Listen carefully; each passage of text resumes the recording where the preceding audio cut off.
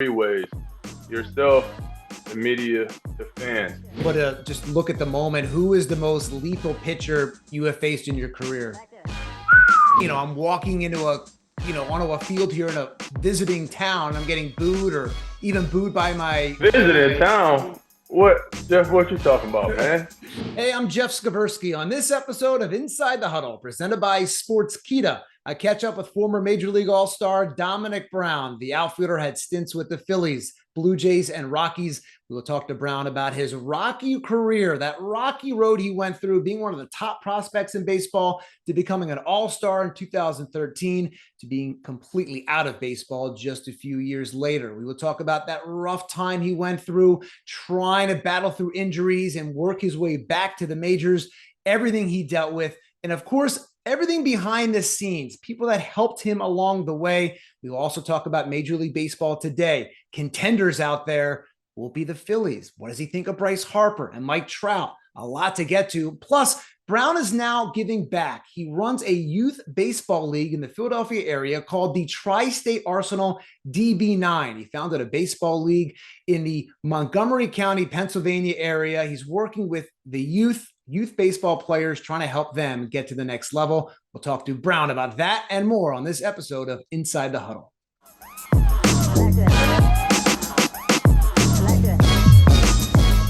Hey, Dom, great to see you. Thanks for joining me. I appreciate it. Hey, Jeff. Thanks for having me. Yeah, so when you look back on your career, do you have moments of frustration, or are you just going, hey, you know what? I had a good career, drafted 20th overall, never knew if I was going to make it. I get there, I'm an all-star. Like, how do you look and view your career when you look back, especially for a guy drafted 20th in the 20th round? Right. Even drafting in the 20th round, my goal was to be the best player in baseball. So for me, also getting that 10-year mark for us as big leaguers is the golden rule. I didn't get that as well. But I take that same inspiration and fire that I had every day in the clubhouse to my everyday life now, and it inspired me to want to give the same passion, same energy to the youth. Yeah, and so are you at peace with that? Okay, not hitting that 10-year mark and everything else, and are you at peace for where you're at as you're now helping others? Oh yeah, of course, yeah. No, I'm definitely at peace. If I wouldn't have been, I definitely would have been still trying to play, which I feel like that I still can do. I don't think that I can play 162, but but I would still be chasing that dream. No, I got a real passion when it comes to teaching and giving this information that I got from a lot of great baseball people, great baseball minds. I'm ready to give that passion back to the youth. It's been 3 or 4 years now, man, and it's been unbelievable, man. I'm at the Phillies games all the time. I'm more of a fan now than anything. I love our squad. I think we're gonna be back in the playoffs this year. Got a good mix of veteran guys plus the young guys. We got the trade deadline coming up right now as well. But yeah, man, I'm at peace. I'm happy, man. I'm a family guy now. I had to go through some bumps and bruises. Had to mature up a little bit. Start staying in the house a little bit more. You know what I mean? I know what you Got a mean. ring on my finger the last 6 years. So for me, like I said, it's taking that passion that I have for the love of the game and giving that to the youth. I still got that itch every now and then, but when I'm feeling that way, I'm giving that energy to the kids each and every day, and I'm just as passionate as ever. But for me, the biggest thing that I miss is, I miss the media playing in Philly. I know it sounds crazy, but That I does do. that does sound crazy. That does sound. I do, man. I got a custom of feeling that energy every single day. I think that was a little bit of struggle going to TripleA in Buffalo the first year from Philly. You go from 40,000 fans and then our media and our fan base to 5K at best. And it took me a while to get up, man. And in Philly, you don't need no Red Bull. You don't need no pre-workout. I mean, you feel the energy of the crowd from 5:30 once those gates get open, till it's game time. And that's what I miss the most is just being around the guys. You know, every so often I'll pick up the phone, call Jimmy Howard, and the boys, Mayberry, all those guys. That's what I miss the most is just being around the guys that we had when we were really rolling. Yeah, and when you were really rolling specifically, you have that all-star season. Right, There has to be so much pressure on you, and everyone's looking at you like you're the top prospect in the Phillies organization, one of the top right. prospects in baseball. Everything's going your way. You're killing the ball. Are you able to enjoy that moment? Or, I talked to so many guys over the years that they're just like, hey, I'm just locked in. I'm not Right, able to enjoy it because it's work. And right. it's for everyone else to enjoy, but for me, it's work, and it's so much work to hit that baseball. Were you able to enjoy that run there, or were you not able to enjoy it? Yeah, I was able to enjoy that run, man. I had Wally Joyner in my back pocket. Him and Steve Henderson. You know, I always tell people Steve Henderson was the biggest motivator out of the crew. And then I had Wally, who had 20 years in the big leagues, that was able to let me ease up a little bit instead of, trying to hit after the game and continuing to keep feeling that same feel. Go home, dude, enjoy it, have some fun. And I did. I think the biggest thing for me was those next couple of years, health number one, but number two, putting a lot more pressure on myself. You know, not seeing Jimmy and a couple of other guys that we had in the clubhouse. We got a couple of guys that was in the mix, great dudes, but I felt like, and I could be wrong here, I felt like that we got some guys that wasn't Philly guys, and that part was a little bit different. And for me, I was used to picking up the phone or seeing Jimmy each and every day. Chase left in 15 as well. It was just a different clubhouse, and it was my time to do my thing, and I didn't. You know what I mean? Like I said before earlier, that part of it. I look back at it, and I played my heart out. I battled every single night, and I can sleep at night because of that. And I'm not afraid to go there and talk to anybody, especially the kids and the youth. That's one of the biggest things that I talk to them about is being able to battle through that adversity. And I feel like that I did, whether, I hit 230 or 275 my All-Star game year. I enjoyed every minute of the big leagues. Yeah, it is a weird thing when you take a step back and think about professional sports. It's a weird thing. Like, everyone knows the money you're making.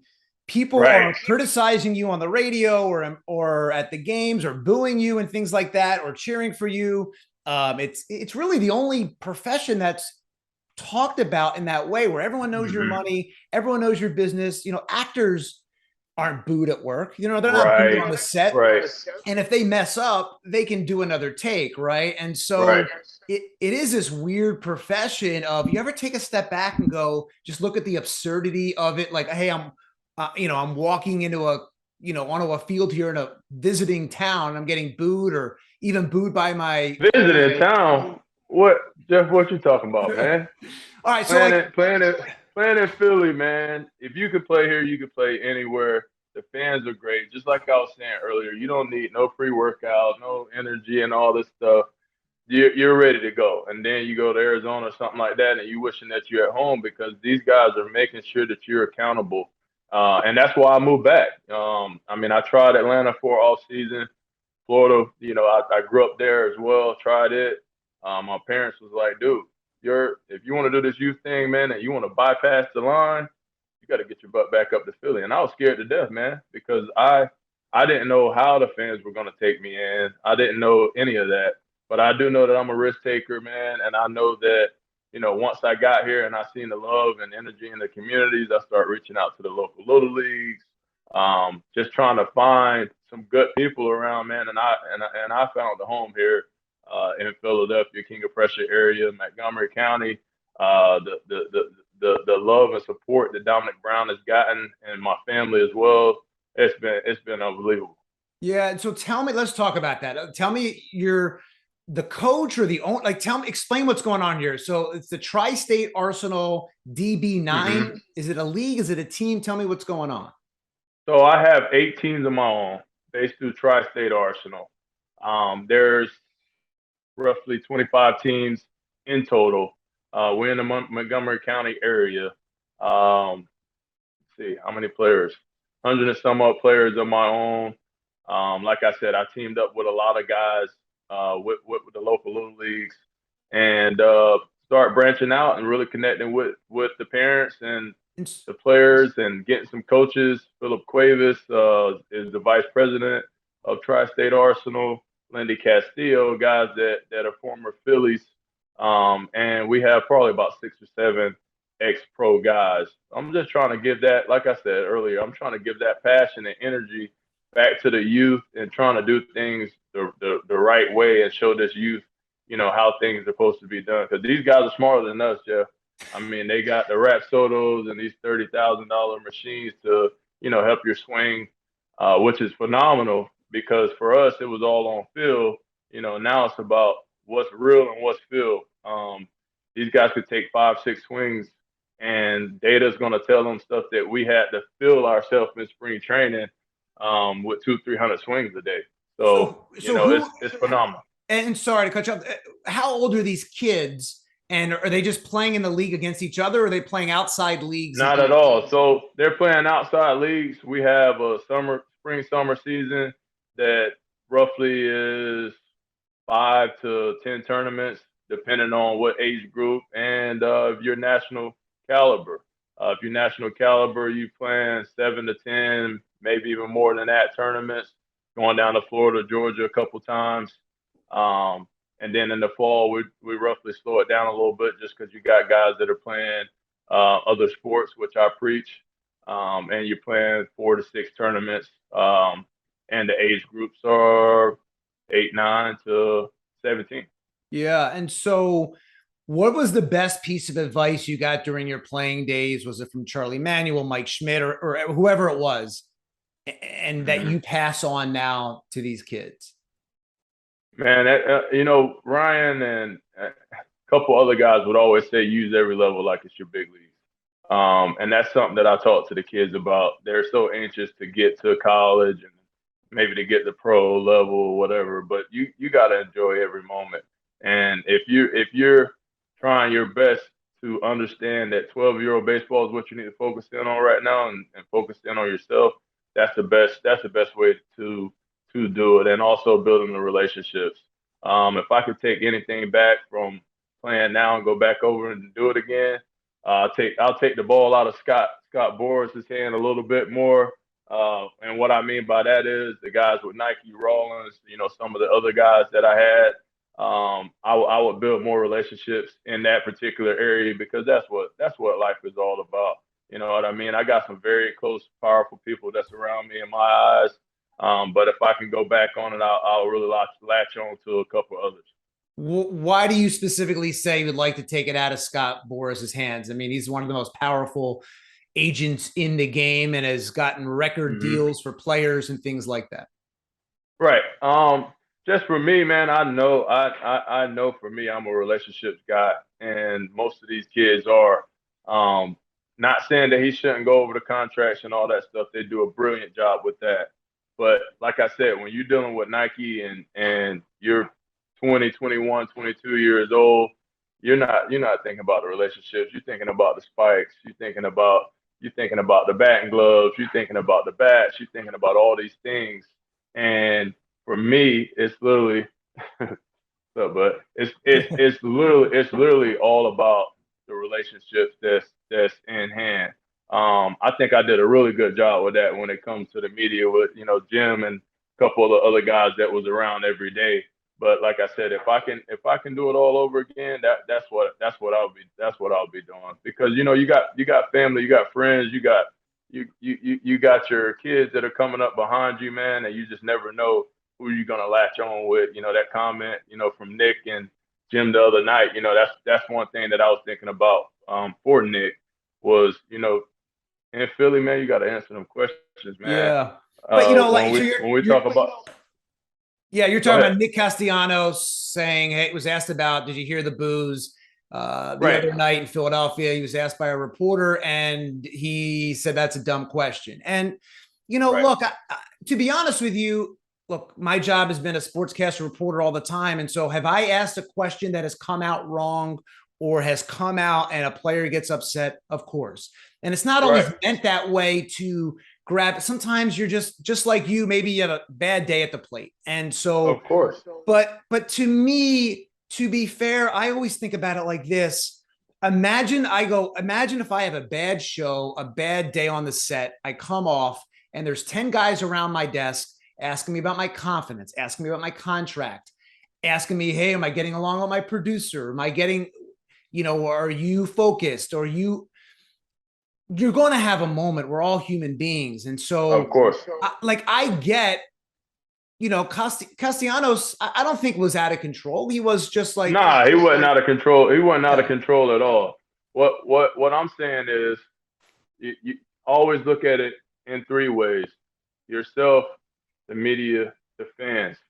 All right, to cover all three. Like, I might have not have hit 300 every year, but to cover all three, I have to. If I want my message to be across, I got to make sure that I'm speaking up. And it's no offense to Nick; he was having a day and he didn't handle it bad.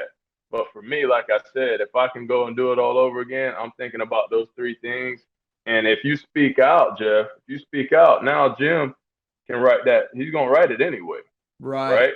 You're gonna write it anyway. So if I speak out on what I want to speak out on, no matter what it is, then now I can cover all those three bases and everything. And it goes right back to what I was saying earlier about the relationships. If I got Domonic Brown Jr. or if I got, a cousin, uncle, whoever it is coming up behind me, I'm always thinking about those three so that I can cover everything for the guys that are coming behind me. And that's something that I take into, like I said, everyday life. And that's also why those guys are getting paid the big bucks. You know what I Yeah. mean? Like, I hate saying it like that, but that's just the truth. Playing in Philly, that's I like what Alex did earlier, right? He had a couple errors and he spoke out on it, and the fans got right behind his back. And it was truly awesome, awesome, awesome to see. Yeah. And look, it's hard. It's every day, and people don't realize how hard it is. And I remember sitting in spring training one time, sitting next to Charlie Manuel on the bench, watching you take batting practice in Clearwater at the Philly spring training complex. And I remember just having a casual conversation, completely not on camera, not per se on the record, but just talking about you. And Charlie made a great point. He goes, people don't understand how hard it is. They look at like a Raul Ibanez, and people just, he's like, Charlie's point was, people just look at him as like just some guy, but people don't Right. realize how hard it is to be an everyday player for a decade or more. And I asked him Right. specifically about you. I go, Charlie, what about Dom? Like, he looks like he has all the tools. And he's like, he has it all. It's just about consistency. And it's Right. so hard. And so, I mean, were those conversations that you would have with Charlie and others in the Phillies organization, or even the Blue Jays or the Rockies organization, just about, for you, was it just about consistency? Or was it, there's something else? I mean, there's lowering hands, raising hands, and different things. Awesome. Yeah, no, I agree with Charlie. Obviously, he's a big mentor of mine. But at the same time, for me, after I got sent down the last time, I said, "Is it talent? No. Is it hard work? Nah. You work your butt off." And I went back down to the education piece when it came to the physical swing. When I get the heel strike and when I get to my launch position when my foot strikes, where am I? Where's my hands? Where are all these things? And for me, I would work hard, but at the same time, I didn't know that much when it came down to, the angles and the degrees and, what to do, what to feel with my back hip. And I'm not afraid to say that because, I went into the lab and, I used social media and all these hidden gurus and all this stuff. And, I wanted to learn, man. And my last couple of years of playing, man, I had some really good years, no matter where it was at. I played well, stayed healthy for the most part, man. And, I seen that, like you just said, it all boils down to being consistent, but you got to get to the root of it, man. Right. Like, Dom had to get to the root of it because my first year in AAA, dude, I hit a 250. Like, before that, I don't know if I hit under 300, in AAA. And I felt like that was in my sleep. No offense to anybody, but going down there and struggling, in my last couple of years struggling in the big leagues, man, I said, you know what? Enough of this. Enough of that. Let's get to the root of it. Let's figure out what it is. We know that You know that you work hard. You know that you got the talent. What else is it? And that's what I had to do specifically for Domonic Brown, and that's the only reason why I'm able to go out every day. I'll be at the Phillies game tonight, man. Just trying to chop it up with the fans because I know that I'm at peace when it comes to it, man. I love the game of baseball, and Charlie and those guys would always tell me the game don't owe you anything. You know what I mean? All you can do is work hard, prepare. And like I said, for Dom, it was literally on the education part, man. I couldn't, I got stuck on my backside the last couple of years and really pool happy. Obviously, that happens to a few of us being in Philly. Tried to work my way back out to the outside pitch, but I just couldn't get back to my strength. And when I got called up, man, I was a gap to gap guy, left center field, and then they start busting me in, man. Jimmy talked to me about the toe tap. I cleaned up a lot of spots when it came to my swing, staying tight, not being long, able to get closer to the plate. And then now they make the adjustment back out to the outside pitch and a couple more breaking balls. Um, and Don was still sitting on right center field to the right field line. Right. And like I said, I had to figure out how do I get back to these basics. And I end up doing that, man. And like I said, I ended my career well in my eyes. Didn't get my 10, but again, that's why I take the same passion, energy, and things that I learned at 30, 25, 26, 28. Now I'm able to give the kids that are 8, 9, 10, 11. And that's truly special to me. Yeah, I remember there was a time, and I'm sure you don't even remember this, but there was a time toward the end you were injured a lot, and I think you were down in Lehigh Valley. You were in AAA, I think on a rehab assignment. And Right. that night, you were doing a rehab assignment, and I believe you found out that night that, hey, you're going to be activated, but you're going to stay in AAA. I think this is Right. the story. And so I ran into you in a restaurant, like after a game. I was up in Lehigh Valley. A friend of mine was a minor league pitcher, and I went to watch him play with my wife and friends. And I passed by you in a booth. You were sitting in a booth. I don't know if it was your wife or girlfriend and your kid.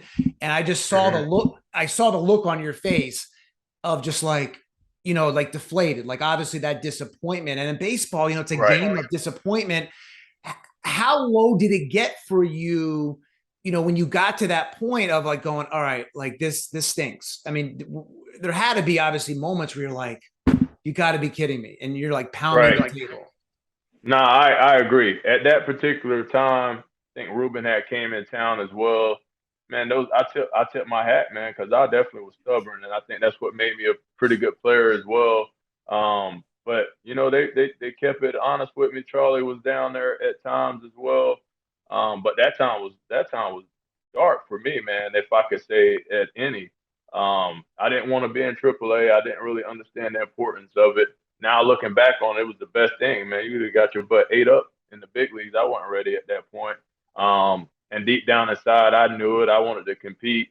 But at the same time, they made the best decision for Domonic Brown. Yeah. Because it really lit a fire in my butt, and I wasn't able to find what I needed to find right away. But that process and that journey, it was low for me, man. That was one of the toughest times, but one of the best times because I had to get in the lab and realize that, all right, you can't swing your way out of this. You can't throw 100 miles per hour your way out of this. You can't run. And that for me was like, all right, like I need to start doing more research, more homework on myself and figuring this thing out. And that's what I did. So I tip my cap to the Philly system as a whole, for always getting behind me, man. I mean, I know guys from the grounds crew all the way to, from Gulf Coast League all the way up. And it's truly remarkable the way that the Phillies handled myself.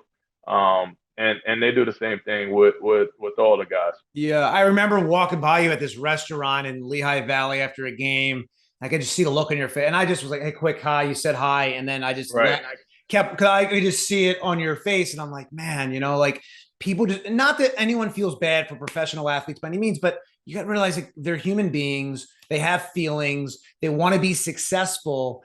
sometimes it's just not clicking. And so when you're at that moment, when you're at the moment where things aren't going well, who helps you talks you off the ledge in a sense? Who steers you, or is it all internal? Like, who helps you in those Nah, moments? man, and that's why I said earlier the relationships, Jeff. With you building relationships, my wife, you know what I mean. The kids help out a lot, but I ain't gonna lie to you, man. It's your teammates. Yeah. Mayberry Jr., Revere, your Jimmys. You know, your teammates are seeing you from 2 to 11, 11:30 every day. They can get you out of that, you know. But like I said, if Don was a little bit more homey at those times, you know, Mayberry or whoever else probably would have said, "Hey, but you know, I'm seeing that, that, and that. I'm seeing you, you know, turn your top hand over. I'm seeing you stuck on your backside, look like you really pool happy." But you know, I didn't want to hear that from everybody at that time. You know, Charlie could talk to me about those things, but even for him, you know, I could see that he didn't even want to talk to me at those times just because he didn't know where I was at mentally. But if Dom speaks up, you know, now, like I said, I'm speaking up and I'm telling you, hey Jeff, I got this going on because I know that you can help me get out of that rut. And now, like you said, it might not be 2 months of it, maybe it's a couple weeks, and you're right out of that. So I think, like I said earlier, the relationships, you know, your teammates, they're very, very important. Some of your old coaches, you know, like I said, Steve Henderson and your Wally Joiners. I mean, I built a fantastic relationship with Wally. And then we had him for 1 year, and then he went with the Tigers. But we always kept in touch. You know, those are the guys that are, you know, your parents. Those are the guys that are able to get you out of that rut, and that's what Yeah, no, happened. it's so hard. And you don't think about just how hard it is and everything that has to go right to hit a baseball. And by the way, it still goes wrong, 7 out of 10 times if you're Yes, lucky. sir. And some guys are able to, I remember like Chase Utley would get to the ballpark at like 12:30 and watch tape and Mm-hmm. do all this work just to get on the field every single day. And it's 162 games. And there's other Right. guys where it's like information overload. And that's just the human element of it. Like how much sometimes you want to clear, you're getting that batter's box, you want to clear your mind. You don't want all this Right. stuff in the batter's box as you're facing, Those guys. Hey, we like again though. That's it's difficult, but we're able to do that. I never felt like in game like I was really stressed out. It was before, it was yeah. after. Like Okay. when you in game, man, I'm competing. My heart's bigger than yours. I don't care what's going on. And I seen that from Chase and Jimmy and Howard and Chooch and all these guys, Doc and your Cliff Lees. We had those guys, man. And that made my day so much better because I seen those guys in a rut. I seen Mike Trout in a rut this year, started 0 for 22 or whatever. I'm watching Jeff because I want to see what this guy's gonna do, and he gets right out of it, man. And that's what the great ones do. That's what I did at times. But you know that's when Charlie Manuel was watching. Yeah. And That's when those guys are watching to see what you're gonna do. Are you gonna act a fool? You're gonna break bats? You're gonna do all this stuff, or you gonna keep it professional? And that's something that I always try to do is just keep it professional because you never know who's watching you at those times, especially your right. teammates. Right. And so when you step into the box and you do have a moment where you're able to just look at the moment, who is the most lethal pitcher you have faced in your career? Jose Fernandez. Fernandez. I mean, 98. Sometimes sink, sometimes cut. I don't think that he knew what he was doing at times. He was just gifted. Hammer, Strasburg, when he first got called up, I'm just talking about guys of my era. Man, the list goes on. The Grom, I mean, they're nasty of the nastiest around the whole MLB. Man, the average fastball when I was getting called up, what 91, maybe 92. Now it's Right. 95, 96. But it's a lot of nasty guys out there. But man, I love watching those guys as well, man. You can't take any credit away from them. Sometimes they just beat you, even though in your heart you never feel that way. So when you watch now and you pay close attention to Major League Baseball, who would you say is the greatest player right now this generation? Mike Trout, Easy, right? yeah, Easy. Like I love Harper. I love what he brings to the table. Um, but when you're talking about numbers, you gotta go with Mike Trout. I always want to pick a lefty, so I'll say Harper, next. But that's just me being biased for Philly.